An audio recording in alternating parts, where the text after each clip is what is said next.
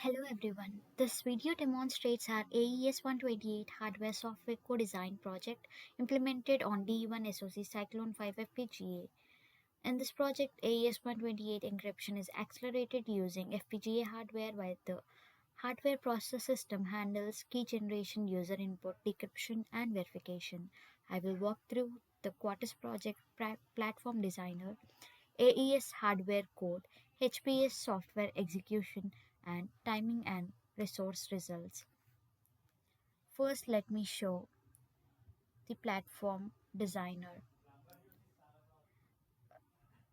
This is a platform designer system. The design consists of hard process system on the left and a custom AES accelerator implemented on the FPGA fabric. The AES accelerator is connected to HPS using lightweight Avalon memory map bridge.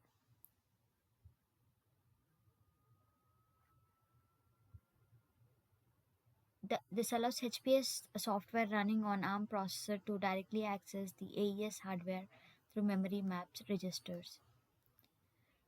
So let me show.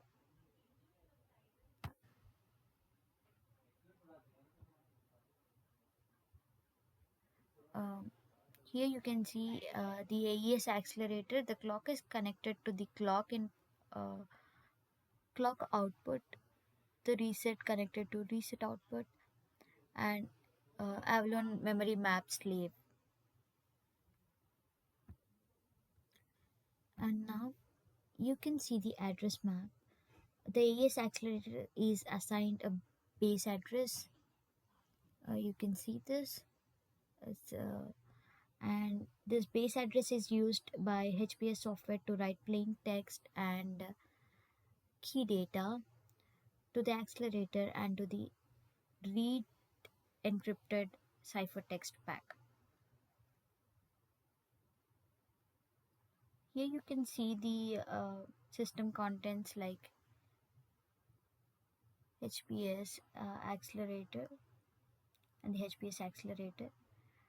Here is Avalon memory mapping slave, AES slave.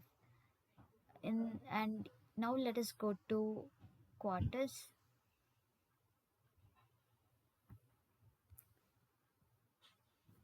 So yeah, so in the project navigator, let's go to the AES uh, accelerator and scroll REG, the file which I've added. This is a custom AES accelerator module integrated into top level design. It contains Avalon register interface as well as AES encryption code.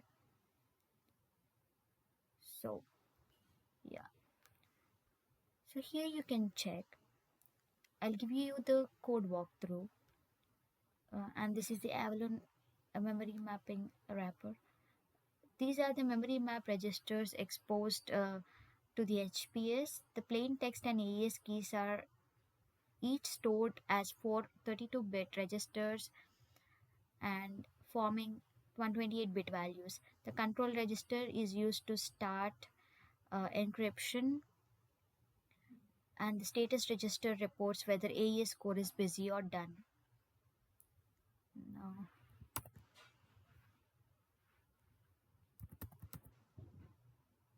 okay.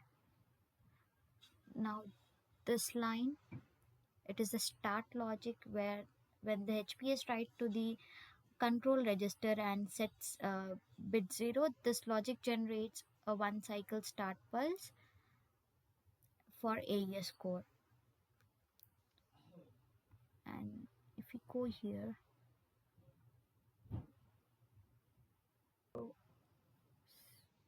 this is the one which is a busy or done handshake, where when the start pulse is detected and the AES core is not already busy, the busy bit is set and encryption begins. Now if we go here, when the AES core finishes, the done bit is set, busy is cleared, and the cipher text is latched internally.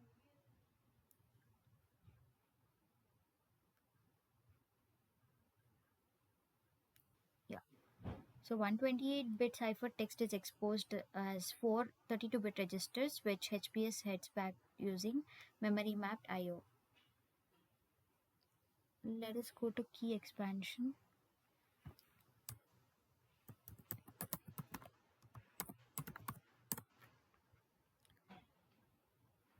So here this task expands the input 128-bit AES key into all required round keys. AES 128 requires 11 round keys including round 0. And so this particular thing, uh, the final round skips mixed columns and produces the cipher text output and asserts the done signal. So let me show the terminal. Okay, this is for the C, and this is the top module we have used, and this is the compilation report after compilation is done.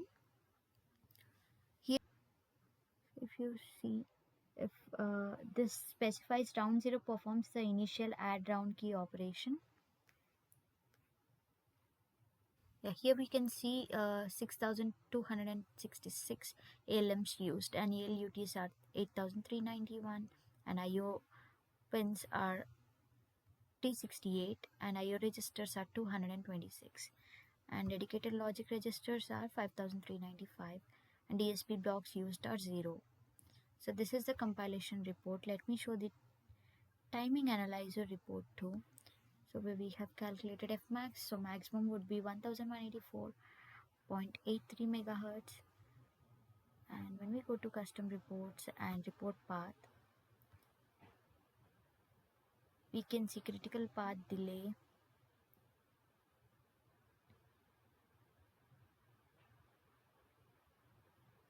Here it shows longest delay is 25.264. Now the new window opens, so it is 25.264.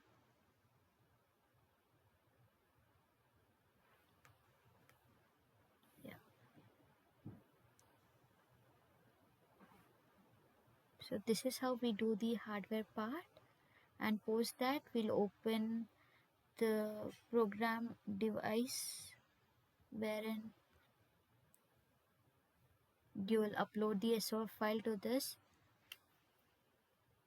and that's it. This is regarding the hardware, and the rest of the software part will be explained by my teammate. Seeing the software part of encryption and decryption of a 16-byte ASCII character. So over here, as you can see, we are utilizing the kernel's random number generator to generate a 128-bit encryption key. So over here, we are waiting for the user to enter a 16-byte ASCII character. So let's say if he's going to enter more than 16 bytes, so that's okay. We are going to only accept only the 16 characters.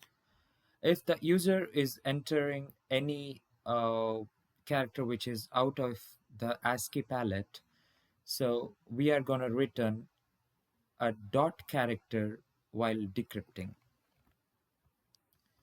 So as you can see, we are just accepting only the 16 bytes. Here we are displaying the hexa representation of the user's plain text input, displaying the encryption key. So here we are establishing a communication with the FPGA board. And once the FPGA returns the ciphertext, we are displaying that here in the hexa format. And we are comparing the ciphertext written from the FPGA with the ciphertext given by this code here, and post that we are decrypting the ciphertext, which should return the exact hexa representation of the plain text which the user has inputted.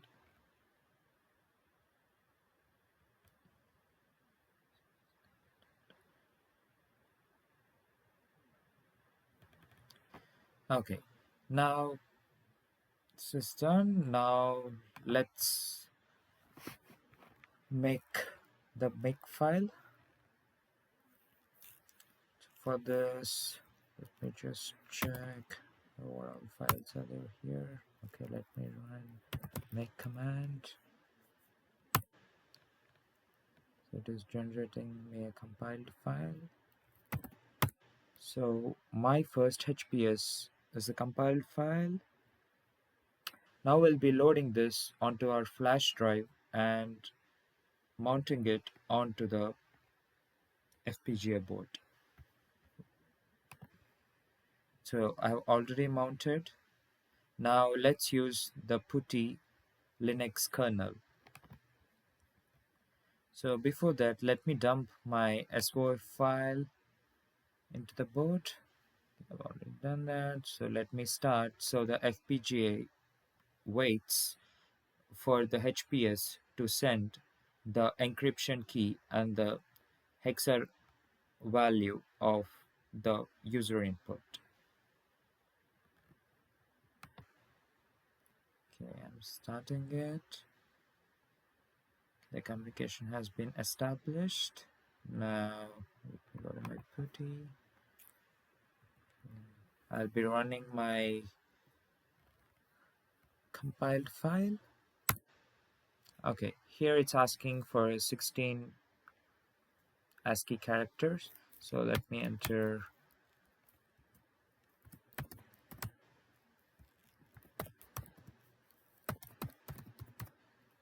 So I have entered 19 characters. Now let's see the output. See, it has written only the 16 character. I mean, it has taken only the 16 characters from this 19 characters, and it has successfully verifying the ciphertext from FPGA and ciphertext from the software. So the decrypted value is also same as what user has entered. I mean, just the 16 characters. So now let's see a different representation. Let me run this again. It's asking for 16 characters. So let me try entering a space.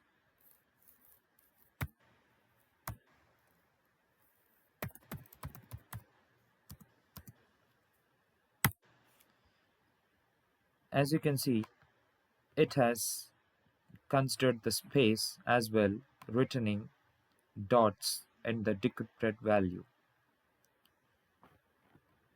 This shows that there has been a successful communication established between HPS and FPGA, and we have also got the successful decryption of the ciphertext written by FPGA.